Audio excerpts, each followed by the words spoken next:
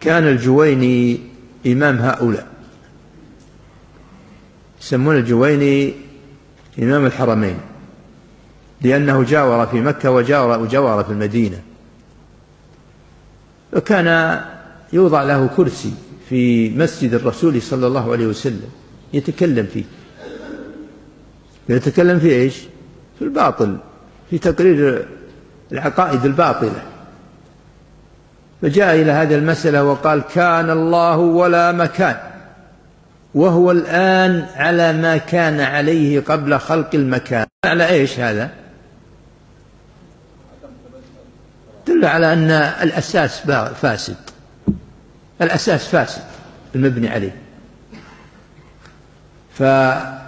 فالمقصود أن كلمة عند تدل على المكان، والله جل وعلا فوق العرش، مكانه فوق العرش.